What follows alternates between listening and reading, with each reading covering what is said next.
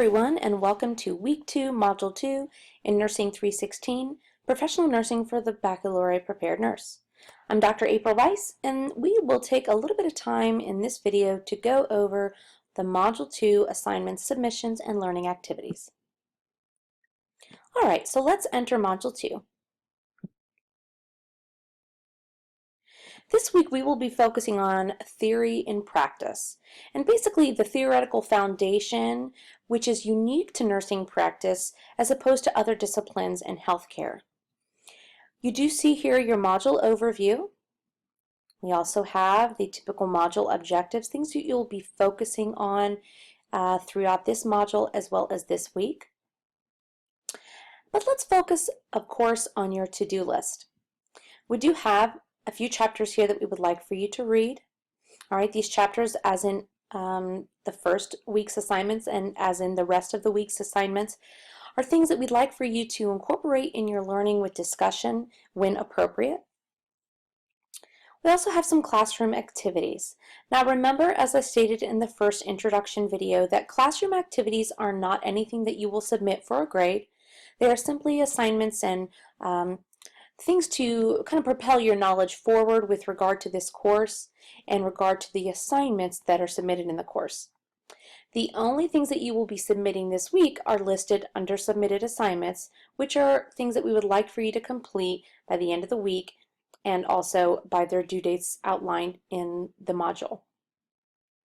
So first we have here just a web lesson we'd like for you to complete on searching for evidence-based practice information.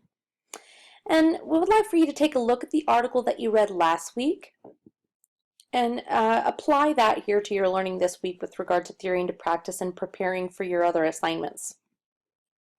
Most importantly this week, you need to take a look at the Contemporary Nursing Issue Project Guidelines and Rubrics. Let's open that up. So here you'll find the guidelines and the rubric for the Contemporary Nursing Issue Project. This project is outlined in two parts. Part A is the written assignment, and Part B is your poster presentation that's due at the end of the semester. Part A, again, is the narrative portion of your paper. Please be sure to review this. You must have at least 5 references for your paper, and there are some specific grading criteria that I've outlined here for you to help you as you create your paper. You do have the first draft of your paper due at the end of this week. That's why we'd like for you to take a very early on look at the grading rubric, the guidelines, as well as the sample paper that we've put in here. This week you will be submitting your first draft on the explanation of the issue and the proposed strategy. These other portions will be outlined in your following drafts. Please do not submit any more work to me than the explanation of the issue and the proposed strategy, as I will only be reviewing that. It's important as we go through these drafts that you focus hard on the assignments that's due at that time so that I can give you good feedback in hopes of you getting the best grade for yourself. It is important for you to know also that a 5-point deduction will be taken from the score of your final paper for each submission of a draft that is either incomplete, late, or absent. Part B, again, is your poster presentation, which we will talk a little bit more about at the later weeks in this course. Next, let's open the Contemporary Nursing Issue Paper Outline. This outline is really helpful in getting you to break apart your paper and really hone in on the issues and the pieces, details that are going to be written in each one of these paragraphs. I like to tell students to take this outline and review it at the end of submitting each draft so that you know you've got the pieces there that are appropriate for the draft. So for the explanation of the issue, we want you to identify what the problem is, define the problem, discuss how prevalent the issue is, discuss what the 3 causes of the issue are, and then the 3 top negative outcomes of the issue. This, again, should all be in your first section, the explanation of the issue. The next section is your proposed strategy. So in this section, we'll have you propose a specific strategy or intervention from the nursing profession, and you want to tie that to one cause or one negative outcome. So you go back up here and you find what your causes were that you listed and what your negative outcomes were that you listed, and you pick one of those from numbers 4 and 5 to focus in on and to tie your proposed strategy to. Your proposed strategy is essentially, how are you going to fix the problem? What are you going to present from the literature with evidence-based support that will really fix this problem? This sentence right here will really address what we want you to do in the proposed strategy. And I would suggest that you literally put this sentence and fill in the blanks in your paper, starting in that first or second section, probably around the second or third paragraph, to really help you focus in on that issue. So the nursing profession recommends, encourages, or demands what you propose to reduce or eliminate the cause or negative outcome associated with what your issue is. And then you want to briefly discuss what your strategy is and then provide rationale from the literature on why that strategy may or may not work. Next, here we have a sample format for your contemporary nursing issue paper. Let's open that up.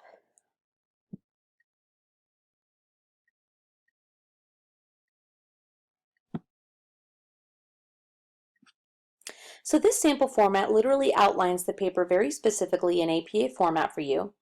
You will have a running head and an abbreviated title with page numbers.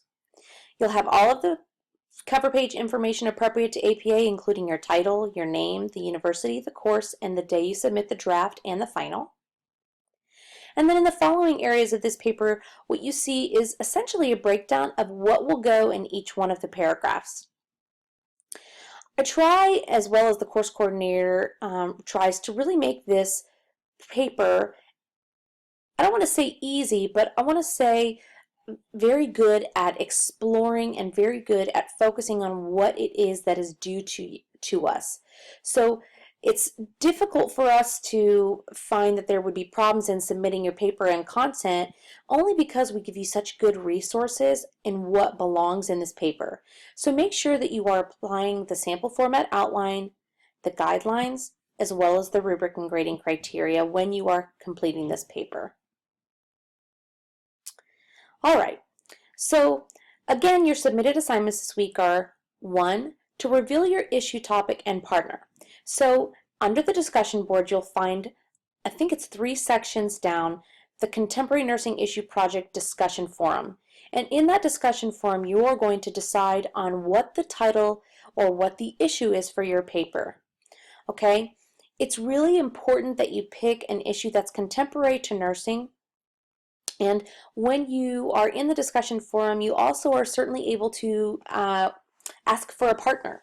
I always recommend partners in this paper because the paper is a lot of work, and if you do good at working with partners, then this will be a good opportunity for you to split work and really take a dive into doing teamwork, which we'll be doing a lot of in this program in your journey to becoming a BSN prepared nurse.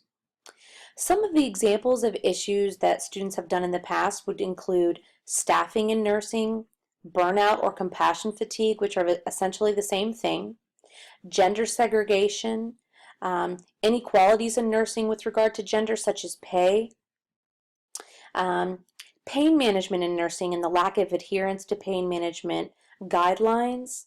There are several contemporary nursing issues that you could write on, but it's important that you put those issues in the discussion forum because I will be answering to each one of you whether or not they are appropriate or asking you a little bit more information that I'd like for you to share. Students may only pick a topic once, so please be sure to read what other students have decided upon, because if you come second in somebody who has already stated that they want to write about that issue, you will not be granted that issue. So be sure that you are reading all of what students post and you actually choose a topic or an issue that has not already been chosen in the discussion issue forum. So when you turn in your contemporary nursing issue assignment to me, you'll be submitting it here in this first draft contemporary nursing paper issue. This is essentially where you'll drop, it's like a Dropbox for your assignments. And we've attached all of those resources that I just went over with you, the issue paper outline, the grading rubric, as well as the sample paper here, just again for you to review right before if you would like to. Every student must submit a draft of the document, even if they're working with a partner. If you do not submit your paper in the grading center, I cannot give you a grade in Blackboard. So please be sure, even if you're working with a partner, and if you are, it will be an identical paper, which is perfectly fine. Submit your paper to the to the Blackboard Center for a grade. Here you can enter the Contemporary Nursing Issue Paper Project topic or partner discussion forum, or you can also get there on the sidebar here in the discussion board tool. The last thing I wanted to discuss in this module is the discussion assignment number 2. So you'll be talking a little bit about your professional voice with regard to evidence and what evidence-based practice really is. It is essential that we know as nurses what evidence-based practice is. So we'll be talking a little bit about that in your primary post and then your response posts.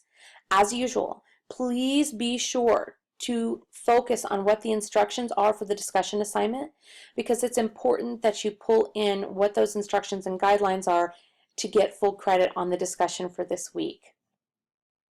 As outlined in the modules, it is very important for you to use evidence-based practice, evidence-based literature and resources to pull into your primary posts, and also your reading assignments for the week from your course text. Please make sure that you are putting references in a reference list and also within text citation, so parentheses, example AACN 2008 or NLN 2010, or your course text 2009, 2015, whatever it is that you are citing, you want to make sure that you're putting within text citations in your discussion board. Also, please make sure that you are not submitting a Word document in discussion. Your discussion board assignments should be typed in the box of discussion board thread only. Alright, so the last thing I wanted to discuss with you is the Student SafeAssign check. SafeAssign is a plagiarism and matching detector that we use here at the UNCW. It really helps us to identify whether or not students are appropriately citing their work, and it will also let us know how much percentage of your work is matched with websites, with other literature resources, evidence-based journals, etc. Let's click on that. The Student SafeAssign check is essentially a place for you to practice submitting your paper before you turn it in for a final to see what your matched percentage of referencing citations are. Okay, this is basically a little blurb I've put here for you about SafeAssign. Essentially what this program does for us is let you know and lets us know whether or not there should be a concern for plagiarism. Typically, we like to see no more than a 30% match, but this is important because many students tend to get a little anxious about this, but you will have a higher percentage matching if you notice that all of your references or your title of the paper are matched, which is pretty common. So if you see all of your references highlighted in your SafeAssign report and you're throughout the main body of your paper, you really don't have a whole lot of highlights, don't worry too much, because I do see a lot of percentages higher when we're matching the citations or the references, and I will certainly take that into consideration because I know how to appropriately read and review those SafeAssign reports. The bigger concern is when you see a SafeAssign report come back that's got a large amount highlighted all throughout the body of your paper. That may mean that you are either direct quoting way too much, that you've lifted work that's not your own words, or that you are plagiarizing really without even knowing it, which is pretty common in students. So if you do see that, you have an opportunity to go back and fix the paper and help yourself avoid some of those direct quoting and too many references or citations. You won't really be marked off for it if I see that it is a direct quote and you've cited it, but you want to make sure that if you got way too many direct quotes that you're pulling those out of your paper. A direct quote is really reserved for when the author just cannot say it any better than the original person. And that actually does not happen very commonly. I like to tell students that no more than 1 to 2 direct quotes per paper is appropriate.